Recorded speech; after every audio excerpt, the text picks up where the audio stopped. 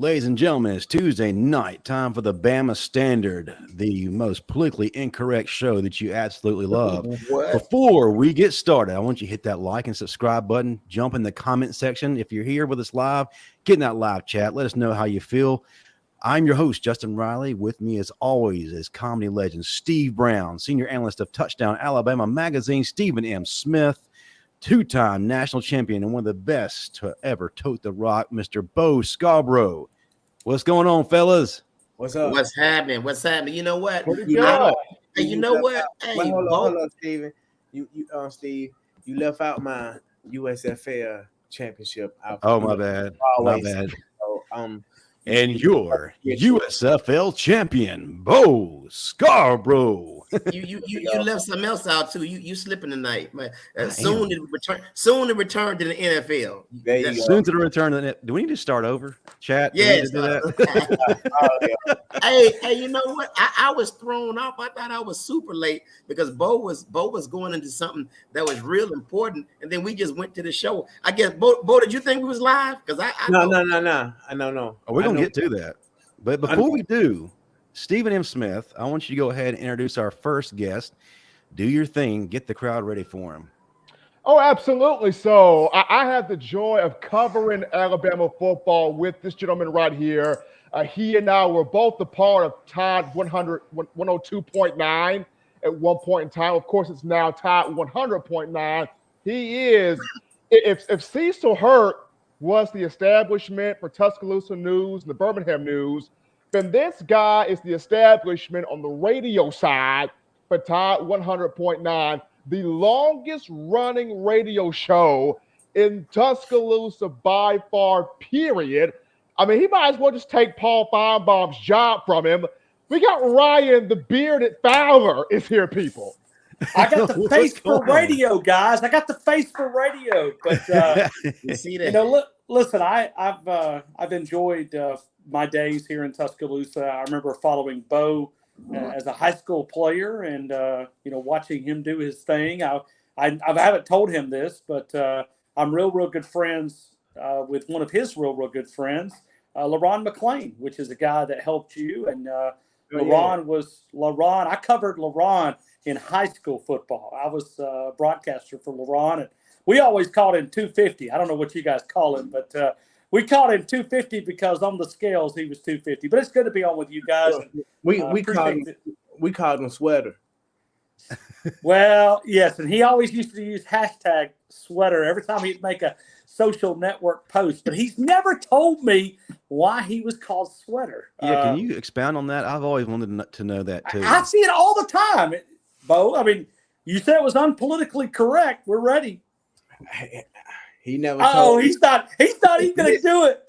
Listen, we was in the out with this man 24/7 for 2 months straight, sun up to sundown in the gym, and he still went. Listen, man. That man had listen. We were training hard. We always wore sweater. He wore the mask all the time. We was in there getting in. So yeah. During that time, he played a big part of my training, like transforming into high school into college. Well, let me tell you, he was a heck of a running back here locally. And when you look at Ron McClain as a player, we went and beat Hoover up at when they had won like 3 championships in a row. And don't know if you ever had a clip to watch, but if you ever watched Titus Ryan. Probably one of the best high school players I've ever seen come through here. And I know people, on social networks, they talk about Titus Ryan. Titus was on another level. He was a outstanding football player. He was a lot of fun to follow. I don't know where he is now, but he could absolutely fly with football. So y'all called him Sweater, but nobody never knows why. Nobody never. He won't tell us. I've asked him before. You're talking about my name and why I gave myself the name I gave me. Okay. Mine his was Sweater. Mine was Back Out. And the reason I called myself Back Out because I was young. I didn't know what I wanted to be in life, so I would wear shirts and I would cut the back out. didn't look right for me to be a man, but I would just trying some stuff. I didn't know who I was, but now I know who I am. So that's good. So now they just call me. Now they just call me Winnie the Pooh because I don't wear bottoms. So now hold on. Are you doing this show right now without any bottoms? I mean, is this correct, sir? Correct, Steve. Absolutely. Okay. We're a comfortable environment. Keep up the work, Coach. Ryan, he stays true to form. Right. Okay. Well, good, Coach. Go. Hey, Steve. When Marvin was in Tuscaloosa, Steve, what he known as King Crab because of all the time he spent at the Moonwinks. Yeah, King Crab. Yeah. he stayed in. Wow. Right. Or the Moonwink Inn. Wow, yeah, or his code word when he got infected was #red. You catch something Ajax won't wash up over there, man. Yeah, absolutely. Yeah, I know. Absolutely. Yeah, that's why guys, we're nice. off the bye week, and we are entering in one of the most anticipated. Look at Justin trying to get us back on track. I know. Look at me, man. I actually got some control right then. That's always amazing. Like to run. But yeah, we are going head to head with LSU, and to be quite honest, I look at it as a one-game playoff. First round win to keep going. Same with next week, but this week we got LSU. We're coming off a bye week. Fellas, how we feeling? One of the things that sticks in my mind over the past couple of weeks and going into this game was the whole statement made by Ryan Anderson concerning the team, and that was having anxiety. We're on the road again. Will Anderson. Ryan Anderson. Hey, Ryan was a heck of a football player, man. I remember Ryan. I put that on my boy Ryan. Yeah. Hey, man, that man was angry for real. Every day, right, Ryan was angry. Every day. I'll never forget Ryan Anderson after an LSU game. Well, he literally looked, and I believe, Stephen, that you were around the media circle when he said this. Chris Walsh was around me, and I think you were right beside me. I was. I'm trying to. He said, this is a bring your own balls type game. He said, you know what I'm talking about? He literally said that in a media availability. That was Ryan Anderson. I'll never forget it. He said, you know what I mean? And that was that game we won down there, 2016, where Jalen had the huge run in the fourth quarter that took us up. Oh yeah, that's the game that I came out and got the running game started.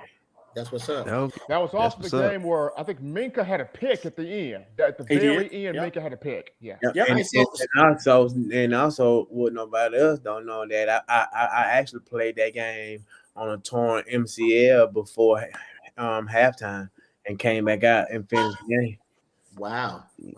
Yeah. So let me say this. And got first down with 4th and 1. Oh wow. Okay. Go ahead, Steve. All right, so Bo is done with his highlight video. Back to your question. Honestly, again, this anxiety thing Will Anderson was talking about. I again equate that to the coaches.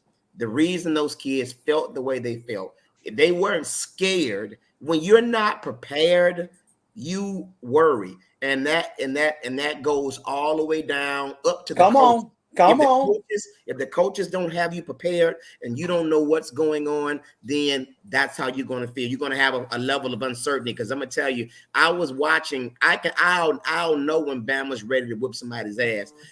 It's this chant they used to do. I couldn't think of it, and they'll be like coming out of it because I watched the locker room thing, the rituals when they come out, and it just gets me pumped up. And somebody will be hollering, "Y'all boys ready? Hell yeah, y'all boys ain't ready." No, yeah, that was the ritual. Right. Y'all boys ready? Yeah, y'all boys, ready. Y'all boys ain't ready. They'll be ready. They'll be going at it, coming out of the tunnel. But this time, Will Anderson specifically said they were quiet. Why? Because Golding and Bill O'Brien did not prepare them, and that's that. So the thing is, Bama will move on and beat LSU based on how well the coaches prepare the kids. That's just what it is. Last but not least, I heard this rumor that that Bill O'Brien is possibly going to Auburn, and I lost my damn mind. But that's another story. I was like, get him now. But another thing is this: they give you so many resources to be prepared for the game yourself. Like, Bill O'Brien not in a hotel room with you studying and studying at night. But you know what I'm saying? They giving us the test what's gonna be called in the game and what you're supposed to do on each and every play. You have to take in consideration of yourself to study before the game, after the game, or I mean before the game, after practice. You only get like over the Coach Saban really treats it like a professional facility. You got your amount of time with your coaches, and the rest of it is on you. You have to take that time out yourself and learn those plays, because guess what? We're gonna put in 50 plays today, and tomorrow they're gonna be a whole another 50 that you're gonna, because they expect for you to know it like that, because we won over in the big meeting, we won over in the offensive meeting, we won over it in the position meeting, we won over it on the field. So no matter when I call this play, you supposed to know it. And that's why Coach Saban I'm always say next man up, and that's why the next man be just as good as the original starter. Right. You know what? One other thing I will say this, and I think that it also equates back to this NIL deal. I think that players are not as dedicated anymore because they're chasing the money and not actual being chasing the drive of being the best football player or student athlete they can be. Now they got the money up front, so it's like, okay, whatever, I'm just gonna show up and do what I do. And honestly, you could tell the pageantry and all that is starting to leave from college football. So they're going to have to kind of yank that thing back a little bit and do whatever they can with it to get these players back locked into becoming football players. And I can agree with you on that, because I see these guys posting their Mercedes talking about this and that and that and this. Hold on, brother. This is LSU week. Do you know how serious this game is? Them cars don't be if you make it to the lead and you don't make it to the lead, that Mercedes Benz gonna still be in that parking lot, and they gonna keep making new ones after new ones after new ones after new ones. You shouldn't even be worried about something materialistic right now. You need to be trying to get something that's permanent, where your name go down in the book forever, that your grandkids can see, kids can see for decades and decades, something that's permanent down in that brick. Ooh, I thought you said, I'm glad you ain't say jail records, because I do not want my grandkids to know about. Hold on now. Whoa. But Bo said something just a second ago. It's LSU week, and I want to ask him a direct question right here. Is LSU in that locker room a bigger rivalry? Now I know you're from Alabama, so Auburn's always going to be big. But in that locker room, how close is LSU to being the top for the players as a rivalry? Let me tell you something. The way how we prepare for LSU is the same way how we prepare for a team like Georgia Tech and Georgia Southern. We don't make the game too big, and we don't make the game too small. We make the game all about us. Mm-hmm. You know what I mean? That they put up their interviews of what they had, what they said in the media, but far as preparing for LSU, Auburn, Tennessee, Georgia Southern, whoever we may play, everything gonna always stay the same. We're not gonna practice different. We're not gonna do anything different. We're not gonna stay later. We're not gonna come in early. We're gonna come in at the normal time and do everything how we do it. And that's how Coach Saban does it. We treat every week the same, no different, no bigger, no smaller.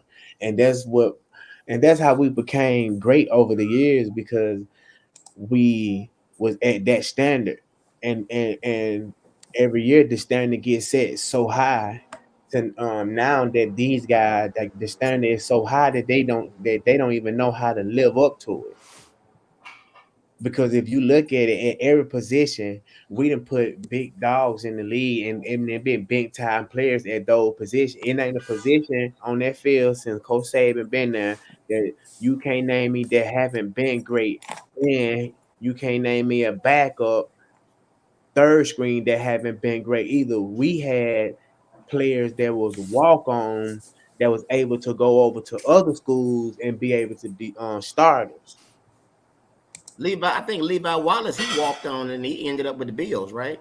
Yes, Yep, sir. he sure did. And Played now for them. and now He Levi's in Pittsburgh. walked He's on in and earned Pittsburgh a now. scholarship and played 1 year. But you know what, Justin, one more thing, and I'll hand it back over to you, sir. And also, I noticed that since Pete Golden has been the defensive coordinator, the productivity of the defensive line has dropped dramatically, tremendously. It's dropped. That fall back on Freddie Roach because Freddie Roach is the defensive line coach. And like we've been saying forever, your position is a reflection of their position coaches. Like say for instance, Coach Byrne. Coach Byrne used to get on to us every single day, no matter if you can be doing it right, he can still tell you doing it wrong because he trying to get a reaction out of you. And I remember we were getting ready to play Florida, and we was at practice and he kept getting on me, and I was doing everything correct, you know what I mean? And me and him got into it, and then he was like, well, go home then. If you don't want me, go home. So I got up and I was walking, behind him, and he turned around and ended up bumping me. He like, oh, now you want to bump me? Oh, you want to fight? Oh, you want to fight? I said, yo, what's up? And you know what I'm saying, like that. So I know. So this was like towards the end of the practice, and he, I didn't get back in, and he over there saying, he said, "This him want to fight me? Oh, I'm gonna show you. I'm gonna show you. I'm gonna show you. You gonna want none of me." So by me being the type of person who I am, the next day I'll go up to the office, to talk to him, and gave a Coburn tell me, "Oh nah, man, we good, bro. That's what I wanted." He said, "We good." Because some of these boys around here ain't got no heart to say nothing back, and that's what they want when they see that you got the balls to stand up to them, and they know what type of player you are. They know you gonna be a stand your ground guy, so they gonna know you gonna be about your business. Whatever you say, they know you for real about it. And that's played another role in how I became a leader on the leadership team. What's And then up? in that Florida game, I had 90 yards, 2 touchdowns, 13 carries, and he did that to everybody. Josh Jacob, everybody who he coached, and that's why our running back room was so tough from every running back that Coburn had, starting from Glenn Coffey all the way down to me. I was the last one that he coached, which is Damian Harris also was in that category and Najee. But you can see the difference in the running backs now after him. Well, and Burton Burns, happy belated birthday to him. He just turned. I had a birthday a couple of days ago, and I sent him a message to happy. He's my favorite coach, assistant coach here. I love him. I mean, loved him. Oh, he was incredible. You would sit down and do an interview, and I never forget asking him. I said, "What makes you such a great recruiter to Alabama?" And he said, "I got a good product I'm selling. I mean, look. So love Burton Burns. I'd love to interview him. He's a legend." And Ryan, You're not supposed to have favorites, Ryan. I think Justin got another question. You're not supposed to have favorites, Ryan. Hey, there's my guy that's him and I are big Pete Golding's fans. Marvin and I, we got the Pete Golding fan club t-shirt. Don't you have that on right now? My toilet actually cracked. I'm actually installing a new one. I wish I could flush Pete down with the old one, but hey, you know what? I I can tell you don't know what you're doing because you got a crowbar in your hand. But anyway, listen. Justin, what's the next question, man? Well, I had a next question. Well, I'm going to go ahead.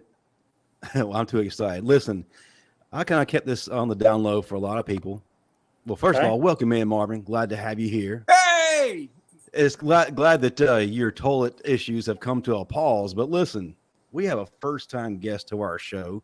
You want Probably me to one of the introduce him? one of the most electrifying men to ever step foot in the Bryant-Denny Stadium. I don't have the voice power to I bring him will on. Like, introduce this man. We beat, Oh, you we gonna beat do one. LSU. We beat LSU because this guy. All right, guys. oh, You know, I had one of the greatest Alabama LSU games in history defensively, but this man had one of the greatest offensively. The one and only, the legendary, the man, the myth, the legend, the 12th man himself, 2,000-yard NFL rusher, Mr. Shaun Alexander. what's going on, What's Shaun? up, everybody? Hey, What's what's up, happening, man? How's it everybody? going? I'm doing great. I am driving in my little town, my little fun country town out here in Virginia, back from my oldest son's football practice. But you guys seem like y'all having a great time. So how you guys doing? Hey, Good. man. You'll Hey, be feeling even better if we can Great. see you. I ain't Great, seen you in man. a minute, Shaun. You know what? I'm still kind of mad because when I was playing with you on PlayStation, they gave you a rating of 87. I'm still not appreciating that. Well, after a while you get used to it. I'll tell you a little story. When I got when I was came from high school out to Alabama, I was the #1 high school player in the country. And I remember Marvin, you younger than me, but the older guys, they was like, "You from Kentucky? You don't even really play football out here." And so they gave me this low ranking, like I wasn't going to be a good football player. So I had to just kind of go show them. And then I get to Seattle, and I'm behind the great legend Ricky Waters.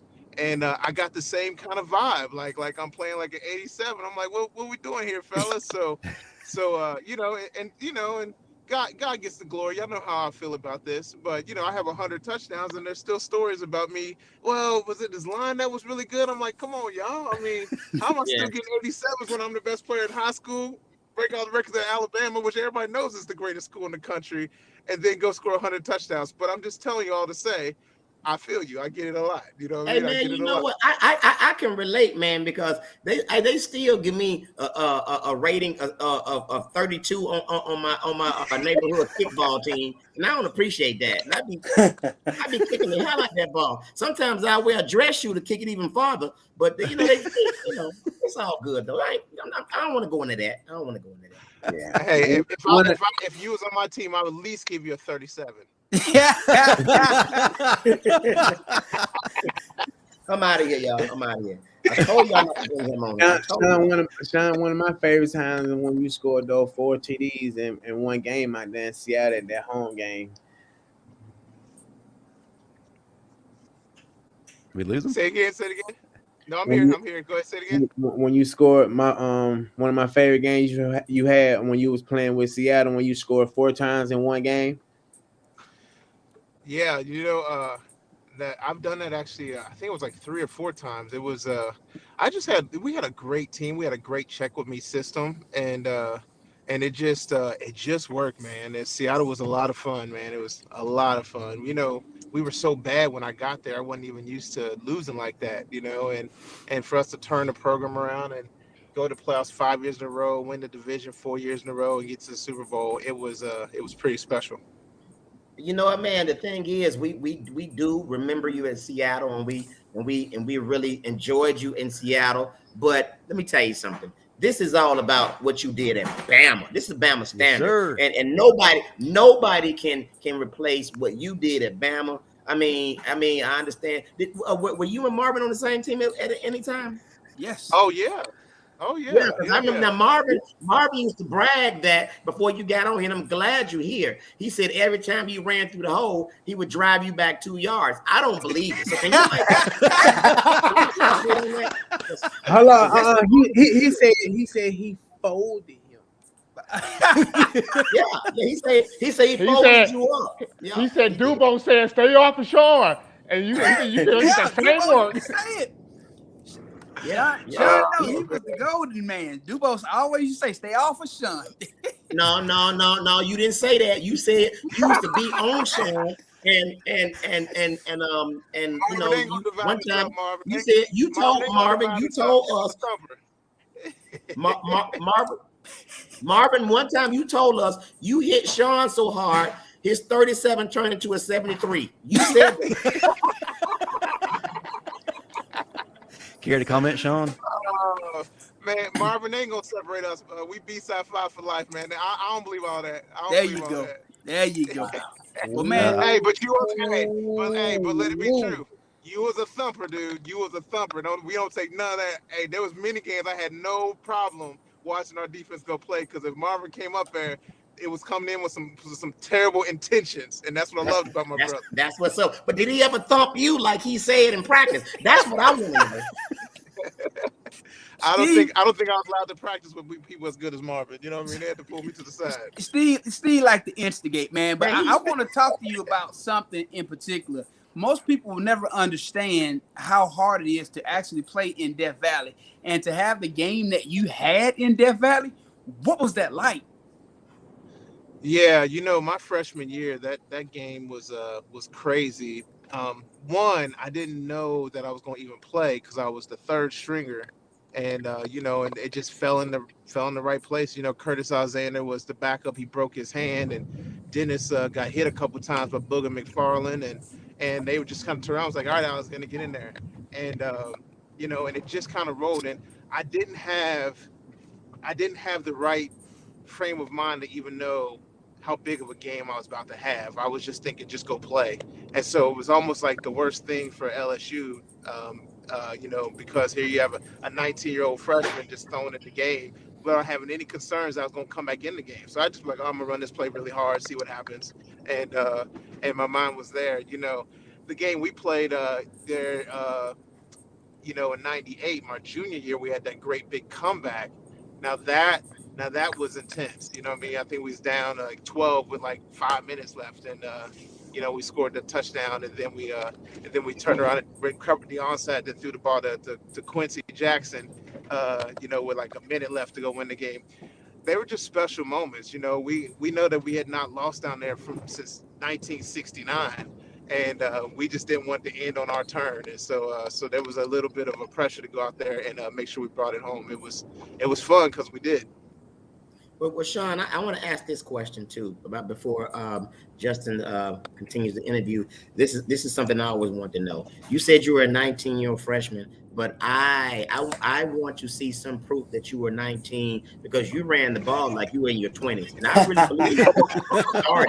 I think you were a 24-year-old freshman. I really believe that because I know Marvin flunked the 12th grade 3 times, so I know he was older than what he's supposed to be. So was Bama cheating back then by letting players too old play? I just want to know. Oh man, that's awesome. That's awesome. Well, man, we were babies, man. We were babies. All right, I just want to know. Always. Well, one question that I want to ask you, because not often do we have someone on here who was actually a Heisman Trophy candidate at one point in their career. So, what was it like for you when you had that Heisman campaign in 1999 to be there and to be a part of it? We knew what was going on, but to be the individual to actually have the campaign, that has to be a completely different level.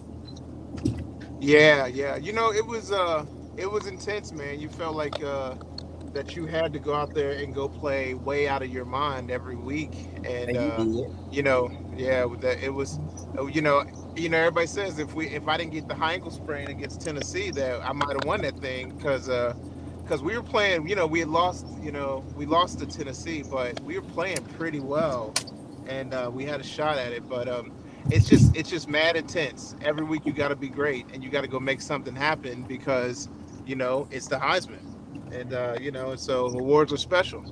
But you know what? I ain't gonna lie to you. You really balled out, and I just want you to know, man. I feel like you should have won it because I voted for you. Now I said that last part because I wanted to sound good. Because I don't, but you balled out, but I didn't want able to vote win. But and I have a follow up to that. So to go through that, and we all know who was blocking for you at left tackle, the number 3 overall pick, Chris Samuels, the man himself. So when you look at Alabama's offense right now, we don't see that type of dominance where we can just run the ball behind that left tackle was a baller. So what do you think it is that this offensive line and this offense in general is missing to get them to that point? Great question. Well, you know, the thing is like Alabama, we've had these linemen. I mean, I don't think anybody's ever better than Chris Samuels because that's my guy. But we've had first round picks, you know, year after year after year, and I just think that it's and we've got some great recruits coming in that are going to be that kind of caliber. So it's really just maturing and getting your game ready to be there for the offensive lineman. But we've got some guys that can play, and we got some guys coming in, and they're going to be special. I could not say enough about Chris Samuels, though. He came in ready to work, and he killed it. Can I ask one more question before we turn over to Justin? One more. And this is going to be a good question. Do you feel or do you see that today's team right now, do you feel like they've established an identity yet? Or are they still, or do you think they're still searching? Well, being a running back, I always feel like, you know, football is such a physical sport. If you run the ball and you stop the run, then you got a more of a dominant kind of identity. And, you know, we've had a string of amazing quarterbacks here in a row. And so our identity looks a little more passive than usual just because, you know, Bryce is such an amazing quarterback. So you come in thinking we're going to throw the ball around. You don't feel that, oh, man, they coming downhill. Derrick Henry, they coming downhill. Mark Ingram, they're coming downhill. Josh Jacobs, they coming downhill. Najee Harris. You feel that, and you're like, wow. And then the defense is going to punch me in the mouth too. You have a totally different mindset. Whenever it's passing, you feel like it's just passing. So the other team might score points, but you don't feel like your manhood is going to be taken away from you when you play football with a passing team. And that's just the way football is now. Justin? Well, during the middle of that, we have another one of our guests who just entered the building. One of the baddest men to ever tote the rock, other than Bo Scarbrough. He won a USFL champion, but he was a two-time national champion and a Heisman Trophy finalist. None other than Trent Richardson. What's going on, brother? What's going on, man? What's up, man? How y'all doing? What's happening, man? What's up, big bro? I think this has to be a first. We got Shaun Alexander on with Trent Richardson and Bo Scarbrough. Who else has had three such phenomenal running backs on one call? Hey, I would run the ball. I would hand off every single play. I wouldn't even think about passing. Hey, you know what? So this is amazing. Let me tell you something, people. Y'all need to let people know about the Bama Standard because we're getting legends on here. I mean, right now we got 3 legends, Bama legends in their own right. And honestly, I think they can still tote that rock today. Well, 4, me, I'm 1 too. So anyway, I knew he was gonna do it.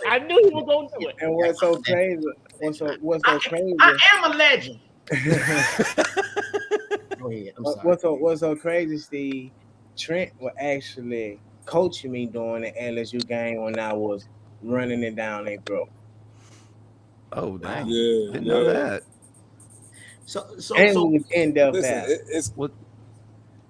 Listen, it's crazy because I did that for you, Bo, but Shaun was there when I did it when he was in the national championship game and Shaun was in my ear. Yeah. He was doing it for me. I mean, him and his family was there, man. We had a great time, man. And, you know, even for, you know, the game, what was it? The game of the century. He was there for that game, too. And he was prepping me up the whole time, man. So, you know, it's just that brotherhood that we got there, man. They're like, hey, man, I want to see all my guys do good. I mean, y'all are, you know, y'all represent, you know, the tie. Y'all represent that, you know, that B-side 5, man. So, you know, when these next guys come along, and Bo, I know you done went back and you done told some of the younger guys, too, like, hey, like, you know what you're doing? Like, you putting on this jersey, man, like that right there is a true, you know, true evidence of it's a pleasure and it's a purpose to put on this jersey, man. Like I don't think those guys realize that.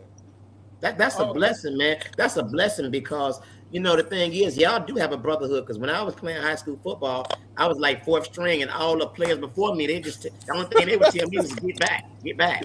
Nah, Get back. I know Bo answered this one, but for Shaun and for Trent, I know you got the Auburn rivalry and the Tennessee rivalry, but when LSU come up on that schedule, what makes that different for an Alabama running back when LSU pop up on that schedule? You want to take that? You know, first, when I think about, first of all, hey, Bo, man, it's good to see you, man. Yeah, good to So see proud you of your too, man. career, man.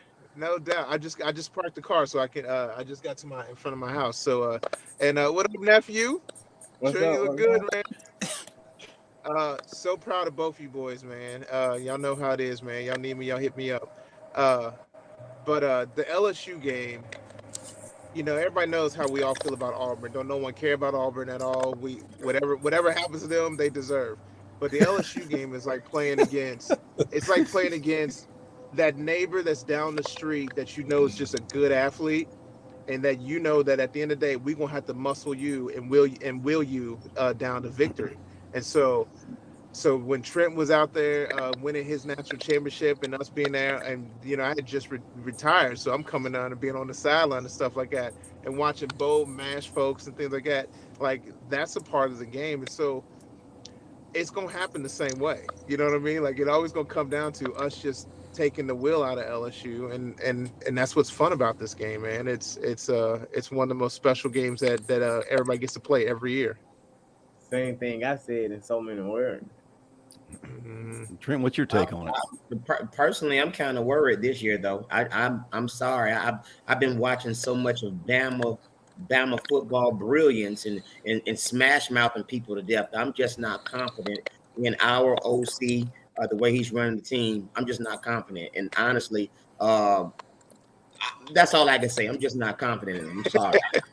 I don't see it. We still got great running backs. We got a great offensive line, but when you start doing all this dink and doink and passive football, that's not a Bama standard to me. That's just not. Well, here's the reality of it, Steve. When you take what happened against Tennessee and then you had that off week, so you've had time to prepare. So this is going to be the opportunity for them to show everybody what they took away from that Tennessee loss. To how much have they improved? Did they really learn from that loss? Because the greatest thing you can do when you lose is to learn from it, correct those mistakes, and become the team that you're supposed to be. So this Saturday, we're going to see if they learn those lessons and if they really are the team that they're supposed to be. Because when you have a roster stacked with that many 4 and 5 stars on it, there shouldn't be a letdown. There should never be a rebuilding year. It should be a plug and play. So that's what I'm looking forward to seeing this Saturday. If it's truly going to be plug and play, did they learn the lessons they needed to learn in order to step up to this challenge? Because playing in Death Valley is not an easy feat. You can play LSU in the grocery store parking lot. It's not going to be easy. Listen, it's never going to be easy. So, this is going to be that gut check of the year for them. That's why they have that motto, Death Valley, where teams go to die. And they try to live up to it. But honestly, I said something last week, and I was just looking at everything. Honestly, when I saw, Georgia and Florida play, I looked at this thing top to bottom. We have the better player, much better players. They just got the better play callers. I'm sorry, that's what it is. They got the better play callers. Mm-hmm. It is what it is. Well, Steve, I think one of the things you mentioned last week, and I think Coach Saban may have heard you say it. He was talking at his press conference about a couple of things. One, expressing frustration that everything we're doing up to this point offensively doesn't seem to be working, and there needs to be creativity. It's been absent. And one of the things you talked about last week, a great emphasis, was playing backyard football. There doesn't seem to be any kind of strategy involved. It's basically Bryce Young doing Bryce Young things, being a wizard from Hogwarts and pulling magical plays out of his hat. So how important in this game is it to move away from that and establish an offensive identity? You have to establish an offensive identity. That's first and foremost. And I think Shaun will agree with what I'm about to say. If you look at Alabama football all the way through the 90s, it was touch and go, smash mouth. We're going to run the ball and we're going to let our defense go out and outman you. Now, when Charlie Stubbs came in, he changed the whole Alabama offense and how plays were called. He went to a lot of 4 and 5 wides. He did things to open the field up to make those defenses spread out, to give Shaun better and bigger running lanes. And then he took advantage of Chris Samuels. He took advantage of Freddie Millis, in setting up screen plays and other things. When you have mobile players who can get out there, it makes that defense have to read and react, and you stretch them out, which opened up more running lanes for Shaun. So in turn, it just improved the entire offense. Yeah, without a doubt. You guys in the chat wanted to get your thought, Trent and Shaun, on So- Jahmyr Gibbs, what he's been able to do this year, and what a difference maker he's been. What has been y'all's assessment as far as what he's been able to do for this offense this season? I'll start with you, Shaun. I think he's on mute. Trent, if you want to take off of that, man, go ahead. So for me, man, to answer your question, man, I think Jahmyr, from what he's had, I think he's done a great job. But for me, if I was him, I'd be pissed off. And I say that because that first half of the Tennessee game, we didn't go in the center not damn one time. And it was just like, it's crazy because right now, the if it weren't for Bryce, the throwing ain't working for us. Like, even when he hitting the targets, they not catching the ball. So, okay, let's put the ball in Gibbs' hand. That's what we're doing. And so it what the young man down there doing, man, with the offense that he had, he's doing great. I really feel like they trying to. I don't know if he's that back to be the 7-on-7. I don't think that's good for the league when he gets to the next level. And I say that because it had that pro-style offense. And a lot of those offensive linemen are getting, bashed because a lot of them, when they go to the league too, they don't know how to get in a proper three-point stance or come out the three-point stance. And I think, man, like, that kid got so much of a good head on his shoulder, he's taking it all in, that he don't even realize. I don't want to say he don't realize, like, they're not, doing the stuff to his abilities like that, but they're not attributing all his abilities as a runner to me. Hey, Trent. Period. Trent, Yeah. I want you to speak on something real quick, because most people, they take for granted what he's doing. They don't understand for the production that he's putting out for his first year in this system. It is insane. Very rarely do you see someone year one in a system put up the numbers he's putting up. Could you imagine if this was year 3 or year 4 for him in that system, what his productivity would look like? How difficult is that for a running back to come in year 1 and do what he's doing? Man, it's hard, man. And I went through that. And I went through that when I went to the NFL, man. I got traded. And so to even just learn a new playbook and to switch my whole style, like, that was different, And, after my rookie year, they switched the rule to where we can't use our heads to run people over. Like, my whole running style had to, change a little bit. And so, just going from, this is, the last of his years for real. Like, what is this, his third year? This is his third year in school, I think. Third. Yeah, third altogether. Yeah. Yeah, this might be his last year of college football. Never knows. But it's difficult, bro. Like you learn a certain way your whole life. That's like telling Tebow how to throw the ball. Like, you try to switch his mechanics up much as you can, but he's been throwing that way for the longest, and that's hard. And that's the way he's learned for years. Ain't nobody never corrected him because he's always got the job done, and he's been amazing what he's been doing. That's like trying to change Michael Vick. That's telling Peyton Manning to be a running quarterback. But you know what, man? This is what a lot of some people are missing. Do y'all realize that Jahmyr Gibbs is our leading receiver? Yes. 24 catches. He's got 24 catches. Listen. This is why I know that Bama, I'm telling you, this guy has no type of game plan. He's just telling our receivers to run down the field and try to get open. And the thing is, and then Jahmyr Gibbs, I don't know what his bailout is or whatever you want to call it, release, but he's always releasing Jahmyr Gibbs right in the face of a linebacker waiting to tear his head off. Because that's who the linebacker match up with the running back. And most of the time, when you can catch a linebacker that is not very shifted, that can move lateral, you want to get him one-on-one with the running back because he cannot move. Dude, hey Bo, it was once upon a time when I was the lead rusher at Alabama. The receiver at Alabama. But Bo, to your point, knowing that he's the leading receiver and he's as shifty as he is, and most linebackers can't cover him, a great offensive coordinator would do more of motioning him out, putting him in the slot, making that safety come down to have to cover him, which would open up those wide receivers to one-on-one coverage with the cornerbacks. You gotta know what you're doing offensively versus defensive personnel to be successful. That go back to just doing jet sweeps with him. Yeah. And you can have him and McCullough in the game at the same time and doing a jet sweep, and then you do the same thing with the jet sweep action, but you're running right down the ass of the center with McCullough, whatever his name is, right down the ass of the center with him, because they don't know what you're gonna do, because we've been running that jet sweep so much and getting productive off of it. They even looking for the run that coming backside, and that what Lane Kiffin used to do. And the wheel route. Definitely. So Shaun, question for you. Have you ever thought about applying to be the offensive coordinator for Alabama, like right now, like this week? Is it possible? And Bo and Trent, y'all may as well go on and apply as assistants too. Go ahead. Like, we need y'all three like this week. You know, we need the toughness of Bo and Trent, the shiftiness, and we need the toughness and that football mind of yours, Shaun, because Bill ain't got it. Trent, I'm gonna tell you this. If y'all go down, I will write all 3 press releases for y'all. If y'all go down, I'll write the press releases. I do that. And Trent, we'll just coach him how Coburn coached us.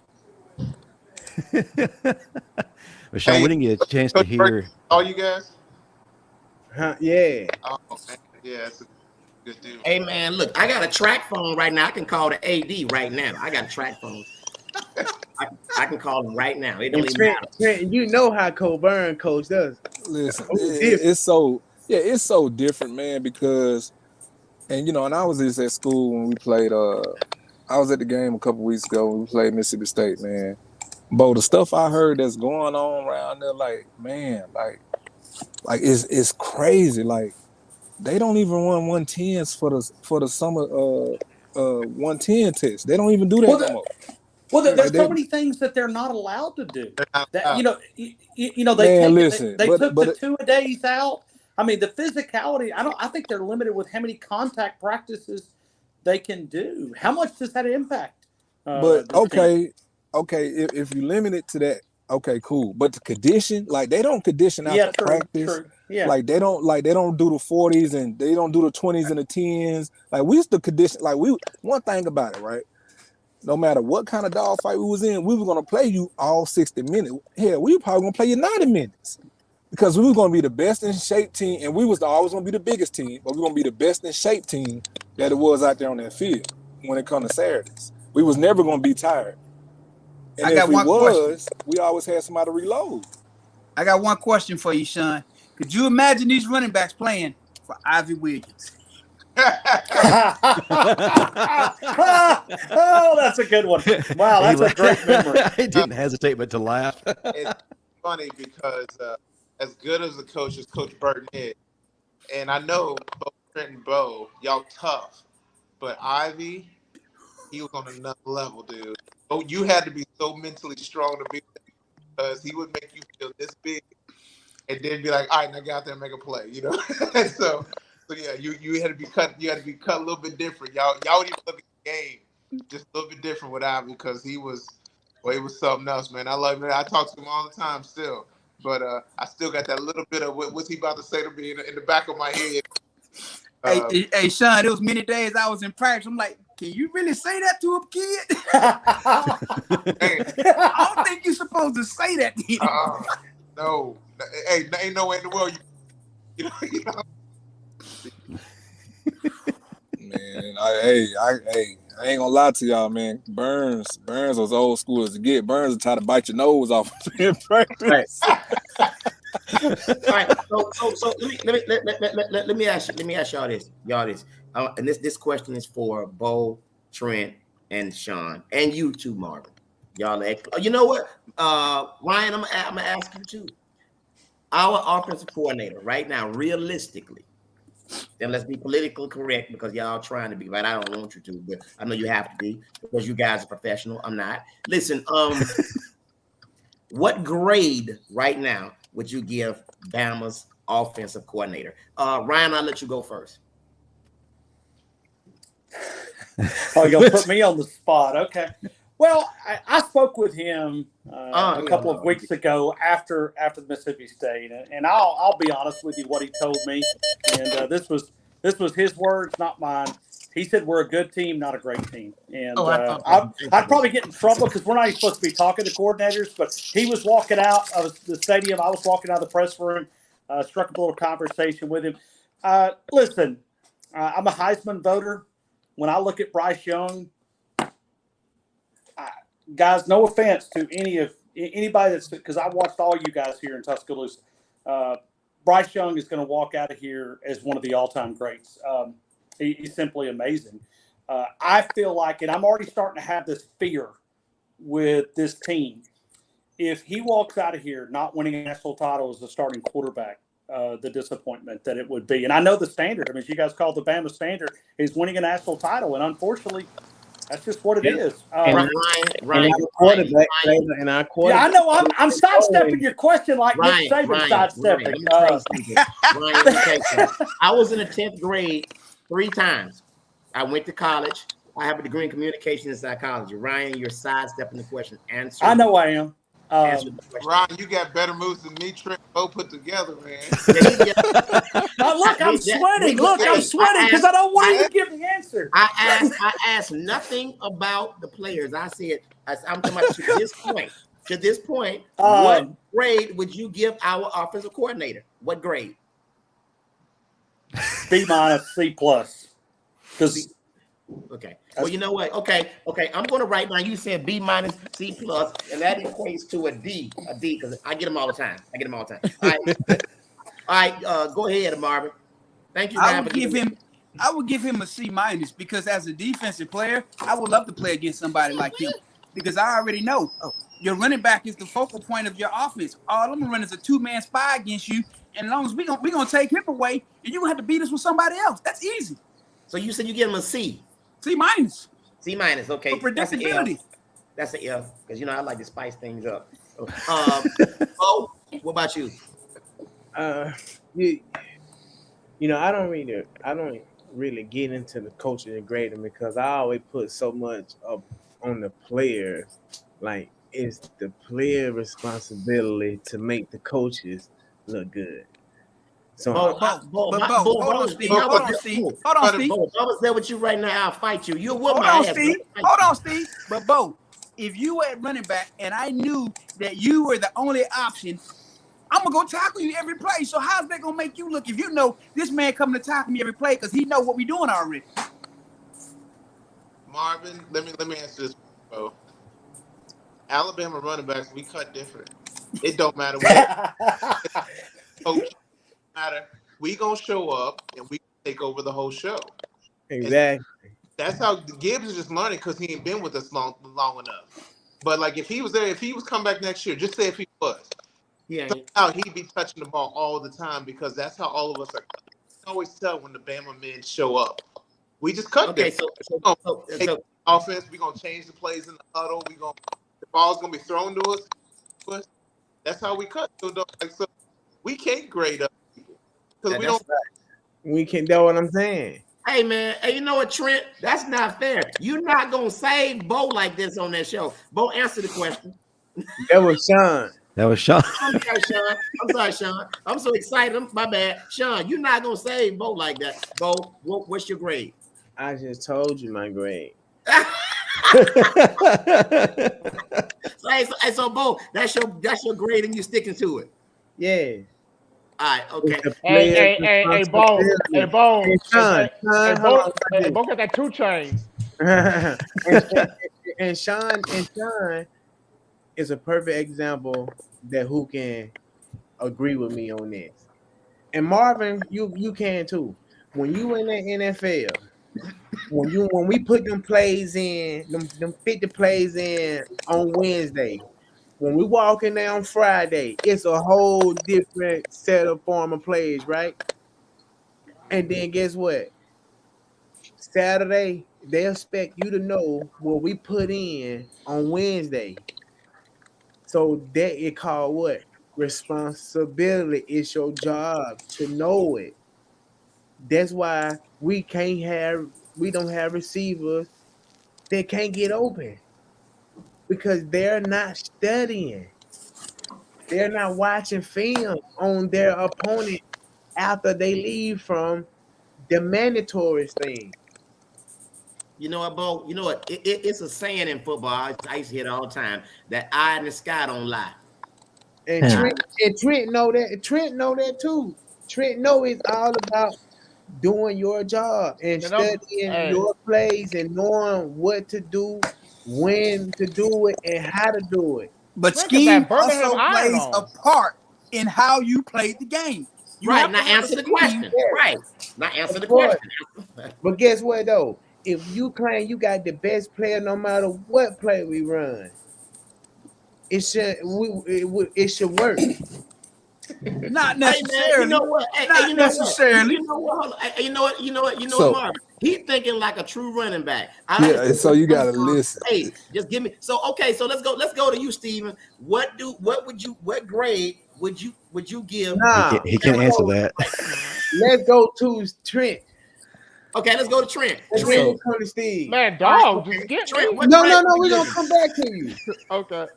And so listen, y'all gotta realize, like, I did look, and I get both sides of it. What y'all saying, y'all looking from being a fan and you know, looking from the outside in. But both mind is set on, if I'm getting this ball and I know this play, first of all, I already see the play before it happens. That's a running back a great running back mindset anyway. Like, I see this play happening before it happens. And if something don't happen like it's supposed to, okay, we adjust on the run, adjust on the move. Like my last year of school, I had got so good at, you know, being able to read my guys and make my blocks for myself and make my blocks with my linemen to where I just hid behind them on most of the runs. And then I made the block come to them.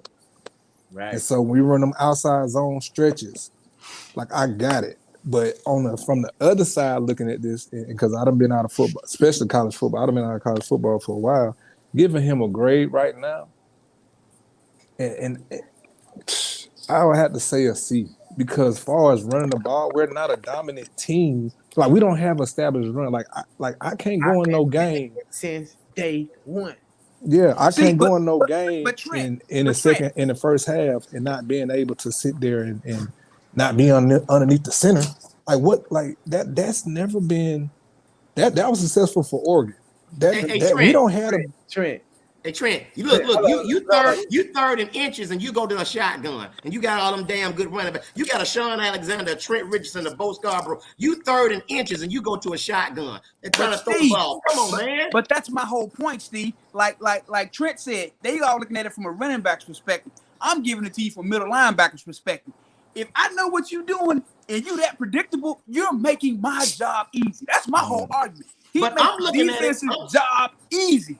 Listen, I'm looking at it from a all around football perspective. Do y'all listen? I coached Little League 7 years in a row. I know what I'm talking about. You say you coach Little League. You're not going. Yes, and I won 4 straight championships. Listen, only Little League coach to ever get fired mid-season. Yeah. He's a Brian Harsin. But you know, I'll say this though, and I'm sitting here listening to this. I mean, we've got Shaun, Bo, Trent, Marvin.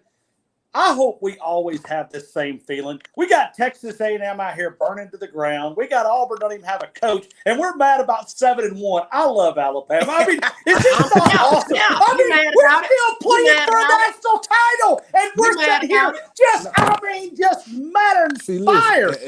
This is Alabama football. This is Alabama football. Listen, I'm glad you said that, because I'm glad you said, and I thought about this last night.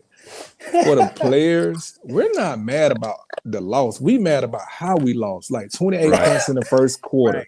That's not the Tide out defense. That's not at least Nick defense that we know of. That's not the dynasty that we built that we know of. So 28 points in the first quarter.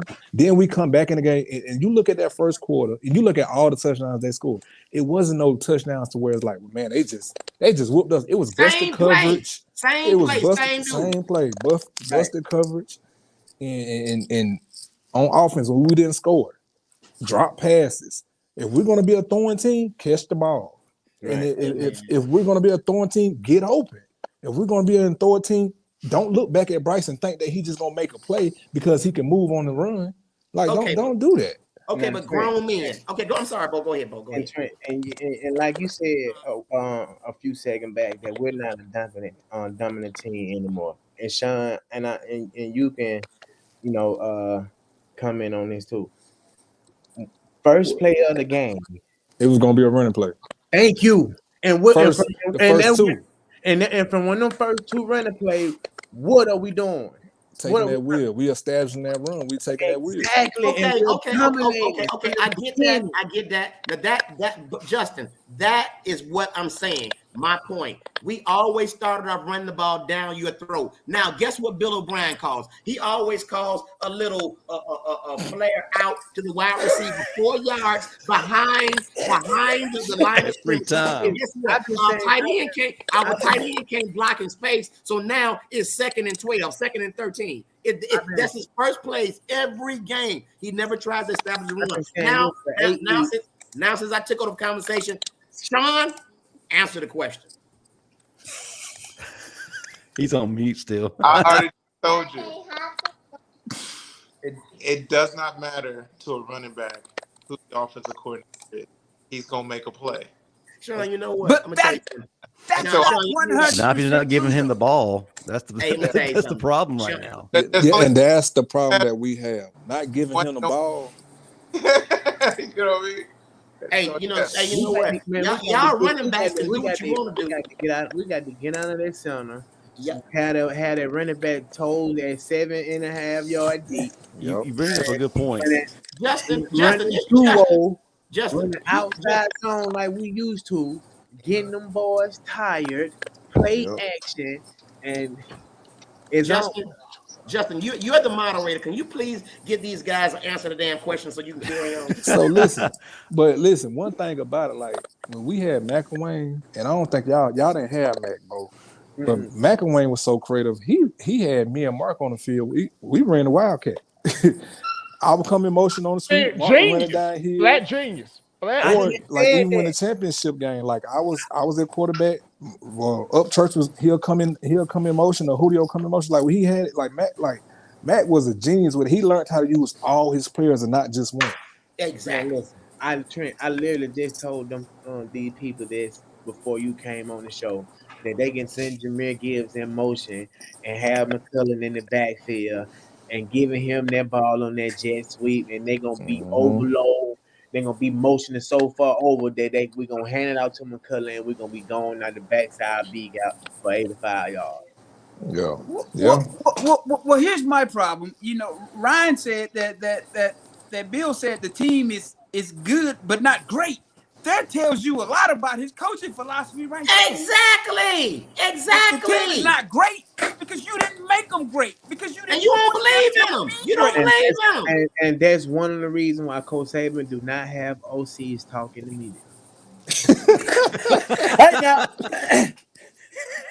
Justin, go ahead, man. End this show. I got mad. I'm mad. I want to get your thoughts on this actual game. A couple things that comes to my mind. We kind of spoke on this before everybody kind of jumped on. We're on another road trip. We don't have time for anxiety. This is where we need to create anxiety. We got to dictate the flow of this game.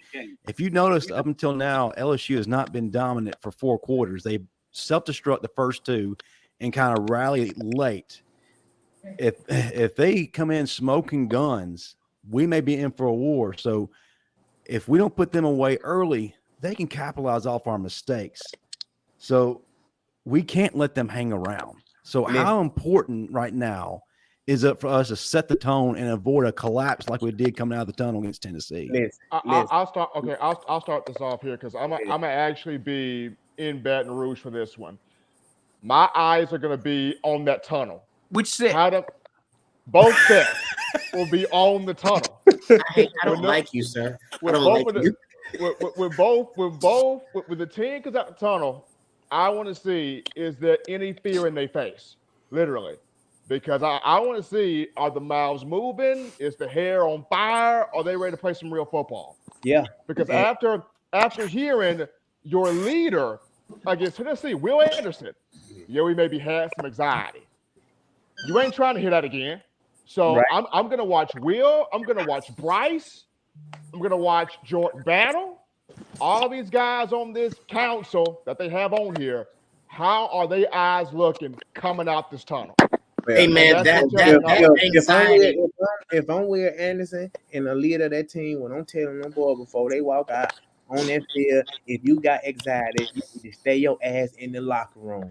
Hey I man, want dogs behind me, and y'all, and we finna, and we ain't on no away game. This is our field. We got to go out there and show them that we the big dog. Y'all our little brother. This Marvin, mindset that we got to put in, that we got to put into them boys. Marv, I got another creative idea real quick. At Bama, we don't have anxiety. Print that shirt up. Anxiety doesn't exist in Alabama. Print it up. I'm telling you now. Okay, but is there any way that he misspoke? Because I mean, listen, I've followed Will since he got here. I've had one-on-one interviews. Is there any chance that maybe they just were not confident in the game plan? Because we exactly. Now, Ryan, that could be something there. It ain't no could. It is. It is. That's what it is. So maybe he just missed the word, and we're all picking it, apart. These are smart football players. I mean, they know what a. When you mention anxiety can only get me. I know. It was a bad word, but anxiety doesn't exist in Alabama. Anxiety doesn't. I'm just trying to take up for him. I mean, it's. If he was using it that way, the proper way to say that was to be. I see him in the media room. He's a big guy to slap. That we were not prepared for this game. I'll say this though, Ryan. Who would you be more afraid of? Ryan? So in the media room now, who would you be more afraid of though? Will Anderson, Shaun Robinson. Hey, tell this because I'm getting ready to bounce out. Hey, hold on, Shaun. Will was speaking for himself. Hey, Shaun. I think he sent the message to his whole team. Let's go play, and that's what great. So I'm gonna lean with you, Ryan, to say here's how we stick up for Will. He ain't nervous for himself. He wasn't anxious for himself. He's looking at guys and they ain't got that same fire that they used to have or that they should have. Play a game. Hey, Shaun, need to call it out. Go ahead. Yeah. Before you get out of here, man, I want to give you the floor to talk about your Freshman of the Year award, man, because I don't know, Bo don't know. It's a lot of us who will never understand what it is to have a national award named after us, man. So, the time is yours to talk about your award, man, what it means to you and what you hope for it to become in the future. Well, it's really cool to say who's the best player in the country. Everybody knows he's the Heisman. But when you say who's the best freshman in the country, as of the last 4, Shaun Alexander Award, and it all came from this game. That was my big spark. My freshman year, putting up 291 and 4 touchdowns. Almost 270 of it was in the second half. Really almost the third quarter. So it's a really great, basketball football club group, all those other awards. So the fresh players here. So we're actually going to announce the top 15 Thursday, top 14 semifinalists Thursday. And announce the finalists right before the championship games, the conference championship games. So it's a super honor, man. And I'm actually going to, when I hang up from here, I'm gonna go jump on my computer and look at our team of advisors and look at the 14 guys that we listed. But Trevor Lawrence was the first one ever to win. Kenneth Gainswell from Memphis, second guy. Will Anderson won it years ago, and Brock Bowers, Georgia's tight end, he won it last year. So this will be the 5th year. And then after that, it becomes part of the ESPN Awards. And so it's a great honor. Super excited to, getting to meet the player, and being a part of their life and watching them grow all the years. Obviously Will's a little different because Trent being my little nephew. But even getting to know the other, watching the career, Trevor, pros, it's been a lot of fun to get to know. So it's. Can you take Brock Bowers' award back? Yeah. Justin, close us out. All right. Well, Shaun, we appreciate you jumping on, man. Super honored to have you with us. And thanks for sharing that with us. You're definitely welcome back anytime. If you will, man, before you go, tell us your key to this game and what do you see the outcome being? I mean, LSU still LSU. There's going to be a tough defense. We got to play well. We can't let out any big play. And I think that's where it's going to go to. Like, if there's no big plays, then we win the game. And, I think if Gibbs hits cracks one, it's going to be good.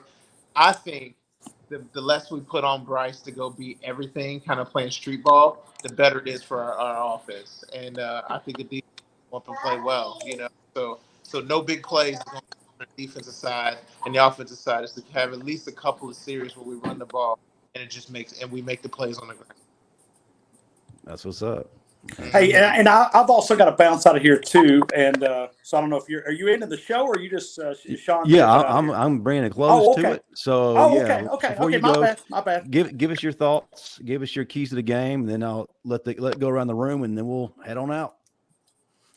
Well, I think I'll start with Bryce Young, and I think what's important is I've heard that he's starting to throw a lot more in practice, and that's a good thing.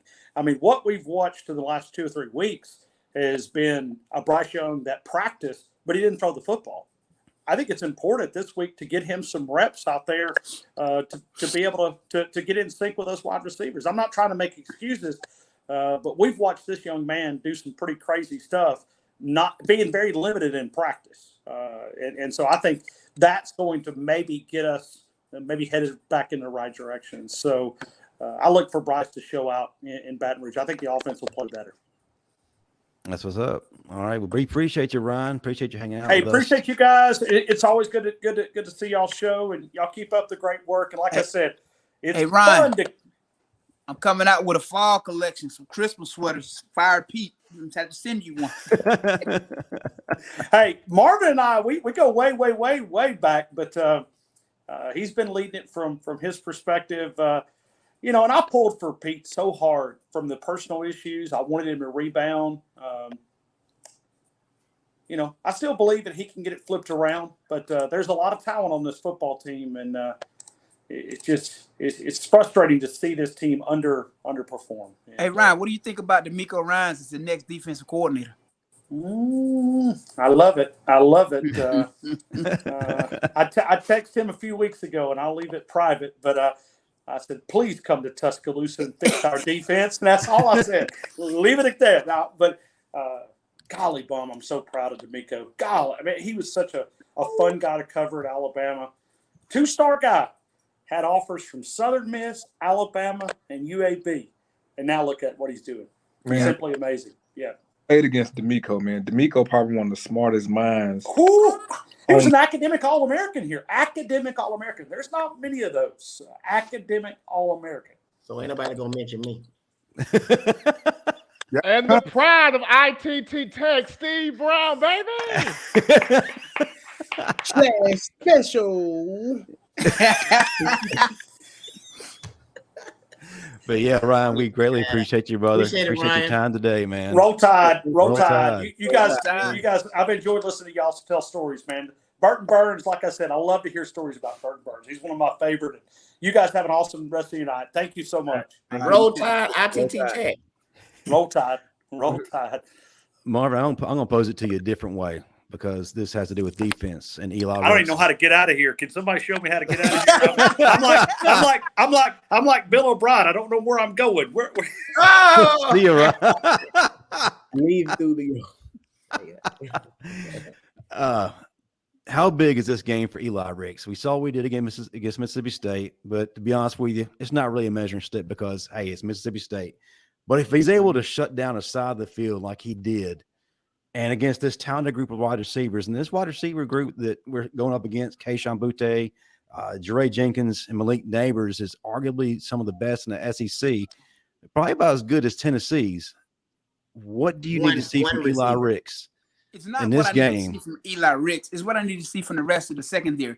Because if the rest of the secondary can do what they need to do, it's going to make Eli Ricks just that much better. Because here's the thing about it.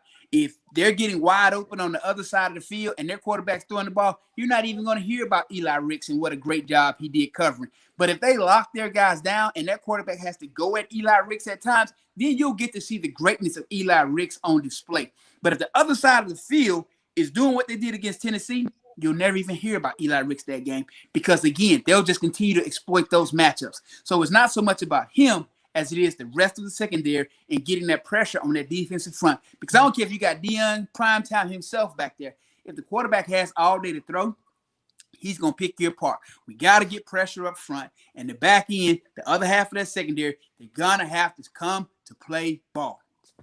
No doubt. And up front, I hope once. I want you to expound on this, Steve, because I have two questions I want to ask you. How important is it for DJ Dale and Jaheim Otis to be back in this game? Because they were getting that push up front. Obviously, we didn't get that push against Mississippi State. We had, second and 13 guys. But for a surging LSU team who's getting better all over the place, especially on offensive line, how important is that we have DJ Dale and Jaheim Otis back? I'll say this. Steve, I think before you answer, though, I got to run. I got to go finish my project. Okay. Man, good luck. Okay. Hey, so appreciate it. Roll Tide, guys. Before I go, 31-27, Bama. Call me. All right. Got it. 31-27. We got Marvin in here. All right, Roll Tide. All right, so go ahead. Go ahead, Steve. I'm sorry. So Justin, in terms of Otis and Dale, I think more so Otis than Dale. Not saying that Dale's not important because he is. He's played some in spot action, did have a sack against Tennessee. But what Otis does in terms of taking an entire offensive line and throwing those guys around, he's played extremely well as a freshman. You don't even look like no freshman out there. So I think you need more so Otis than Dale. But I think not having Justin the Boygby, he's gone for the rest of the year with the neck procedure he had. So I'm looking at Tim Smith. You came in here, dog. It's time to see this. Jamil Burroughs, you came from Georgia as the real deal with Will Anderson. We got to see this. Guys like Jamarian Latham, I watched him play 1A ball down there at Pickens County High School. We got to see this now. Damon Payne, a freshman, he got worked in here also against Mississippi State. So with Boygby out, we have not seen our interior defensive line get that push, which means it puts added on Will Anderson, on Dallas Turner, and on Chris Braswell. Bama's become overly dependent on the cheetah package. You can't be overly dependent on those guys. You got to have these guys on that front get after the quarterback. And I'm not saying sacks, but good goodness, get your hands up, knock the ball down. Get somewhere in that quarterback's window, somewhere in his vision where you're knocking the ball down, you're swatting the ball away, because that affects him too. You got to get in his throwing window and be like, bruh, we're going to be knocking this ball down all night, so you ain't going to get no passes through here. Gotcha. Before I turn over to Trent and Bo, Steve, I want to ask you this. You spoke a lot about the offense. One of the things that I don't think you really touched on last week is the absence really of Cameron Latu over the middle. Mm-hmm. I could file a missing persons report. He had a lot of production last year. This year, we're not seeing it from him. How important is it to get him established over the middle? But also, what do you need to see from the wide receiver group this week in order for us to come away with a victory? They need to catch the ball. They need to create space. And I think you need to get Cameron Latu involved early, because sometimes he seems like he's just lost or disinterested. He really does. But honestly, I would come out before I even think about passing. And I'm not talking about those dink and dunk passes behind the line of scrimmage. I would get Jahmyr Gibbs off tackle, sweeps, and all that. I want to establish that run game. I got to. Now we got LSU DBs creeping up to try to stop it. Then you try to go over the top, set them up. You know what I'm saying? But you just can't come out being a one-dimensional team, and not attacking. Because like I said before, and a lot of people agree, when we played Tennessee came out attacking. We didn't. We came out just doing some stuff, and like I said, I said it and I'll say it to him blue in the face. We got to establish the run game. We got to establish it. And I'm talking about sometimes going up under center, So I mean, we got to do it. You know what I'm saying? Give our running backs. I mean, why are we recruiting all these great running backs when we're not utilizing them? Okay, now number two. Again, I say we got to catch the ball, man. We got to put some people in there. And it seems like to me the freshmen are being more productive than the guys who are already there. You know, that's another thing. And then last, when we run the ball, the offensive line, and I think Bo and Trent can attest to this. The offensive line, they are ready to crush somebody and pounce on them, rather than having to back up 2 or 3 yards and keep people off the quarterback. Am I right or wrong? The line, they rather run block, right? When they rather run block. Yeah, but as long as they don't stop blocking in the middle of the play and saying, "Oh, grabbing their helmet like the play." Yeah. Last, I will say this, and I want to go back to the defensive side about this Ricks guy. Let me tell you something. I've watched Bama all year. That dude is a dog. And I'm gonna say, and the reason I say that is you're saying Mississippi State, they got some great receivers. They do. But the team is not overall good. But when you can find a DB, listen to what I'm saying, a DB that's stopping back shoulder throws, and he did it 2 or 3 times in a row, that dude is on to something. He's playing that guy's hip pocket all the way. You know, and I hadn't seen Kool-Aid do that yet. Kool-Aid is a pretty decent DB, but this guy Ricks, he did his thing on that one-on-one. He did his thing. So you can't ask for no more, you know. Yeah, you're right. So I'm leaving it with you guys. Go ahead and talk about the running game. What do we need to see from the running game? This is what I would like to see, and I say this every week. I would like to see us come out and run the ball physical. I would like to see us get a hat on the hat and move the D line 3 yards back and let us get to that second level and leave us one-on-one with that safety.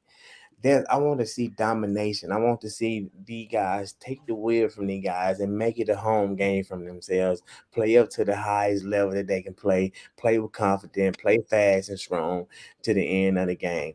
And my score I'm gonna go with is 27-31. I just think that it'll be a high scoring game with I still think we got some things to take care of. I got you.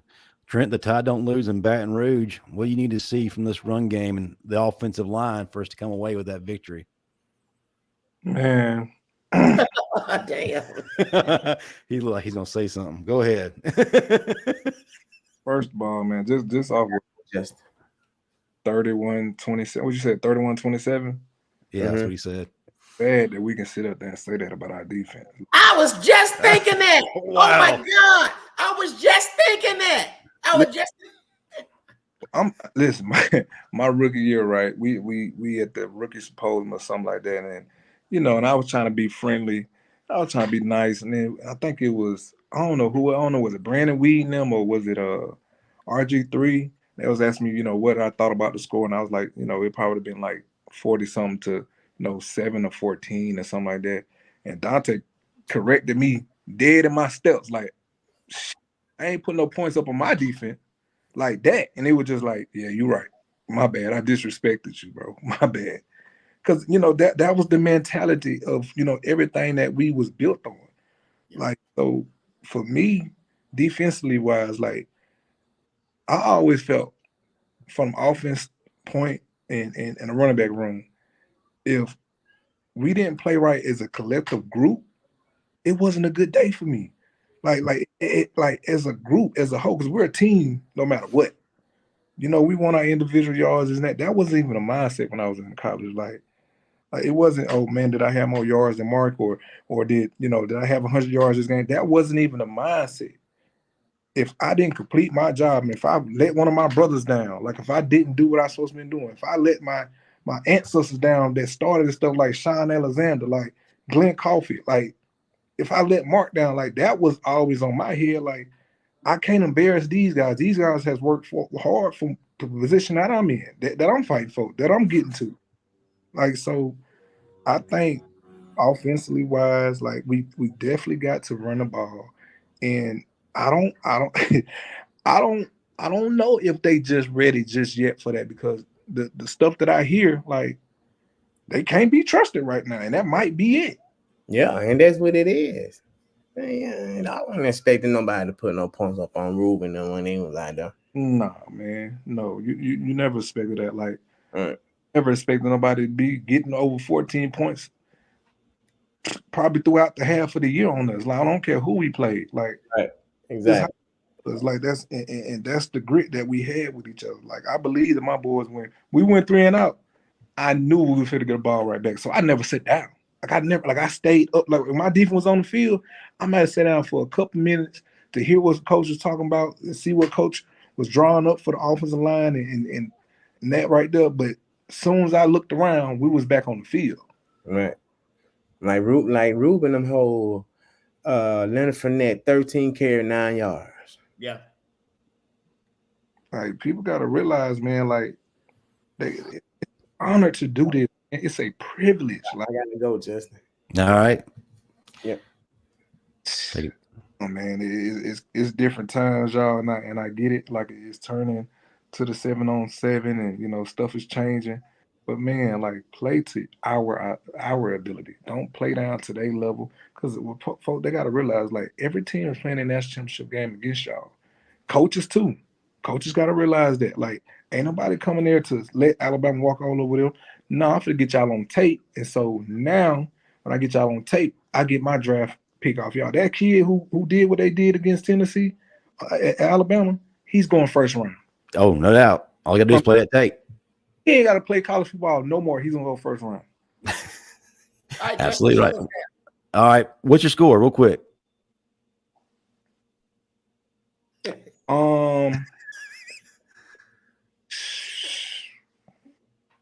Man, and only because the head coach over there, I don't like his mentality. I got you. I'm not saying nothing against him, but when I seen the how he was talking when they played against Notre Dame in that national championship, it was just like, well, we happy to be here. I'm gonna go 14-34. Okay, we'll take it. We appreciate you. All right, guys, great show. Roll Tide. Let's do this thing Saturday. Yes, sir. All right.